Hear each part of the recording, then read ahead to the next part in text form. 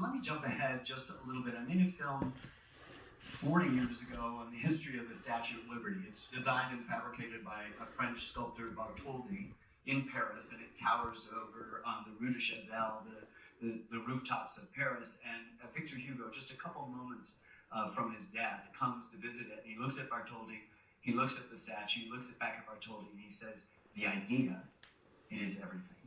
And what we have in the American Revolution is the introduction into the blood system of the human race, this notion of liberty and freedom. It is true that we can parse it in a purely political or social context and say, well, it didn't really do this, it didn't advance, it was more of the same. It's going to be the model, including the French Revolution, model for revolutions for the next 200 plus years. It is, as the scholar Jane Kaminsky says in our film in the opening moments of our last episode, that it's about possibility. I think to believe in America, rooted in the American Revolution, is to believe in possibility. That to me is the extraordinary thing about the patriot side of the fight. So we have built into this sense that we are expecting to change, we're expecting to innovate, we're expecting to be better, we're expecting to be unsatisfied. And that's, I think, the key that distinguishes this, that the first time in history of people who, and admittedly white men on the East Coast of the United States, who are new things, citizens and not subjects. So let's talk about that reality, because that comes through very well in the documentary. We think of it as an anti-colonial uprising. But in fact, as you point out, with regard to the expansion of the American empire against other European powers, and most importantly against Native Americans, the founding fathers actually were the colonialists. George Washington, while he is trying to figure out how to free himself from the shackles of the British, is busy making land deals to confiscate land from Native Americans all the way west, as far west as he can go. Well before the revolution, he's doing that.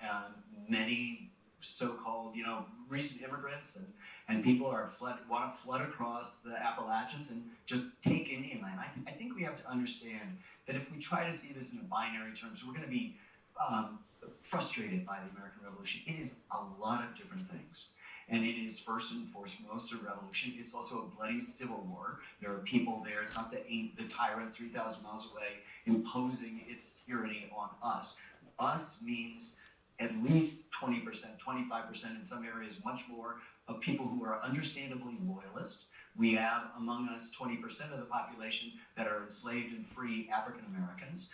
We have Native Americans who have assimilated, who are trying to coexist within the borders of the 13 colonies. We have all of those native nations. So you get an A, I guess, in schools. We hope not anymore if you just say taxes and representation. But in point of fact, it's about Indian land. That's the biggest thing. The first big in the relations between the British colonies in North America, the 13, and the mainland. They have 13 much more profitable colonies in the Caribbean. Profitable because Jamaica and Barbados are 90% enslaved people, and that's the engine of profit for the British. It's all sugar. They're making tons of money, and they're not going to end that. And their slavery is legal in all 13 of the colonies from New Hampshire to Georgia. The most profitable, if you can call it that, are Virginia and South Carolina, for the obvious reasons. It's the Civil War. It's a global war because you're competing. The British have just won what we call the French and Indian War, and the rest of the world calls the 7 Years' War.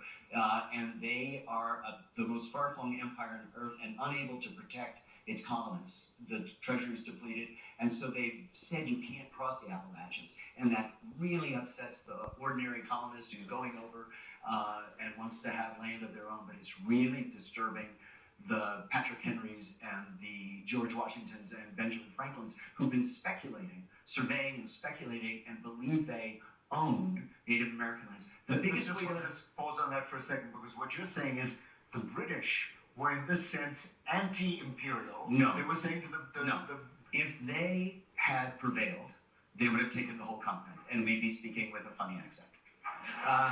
They think we do speak with a funny accent. That's their problem. They don't understand. But the key to it, and what your question is so important to understand, that it is so many different things. The They did not meet in Philadelphia at the Eastern Seaboard Congress. They did not appoint George Washington the head of the Eastern Seaboard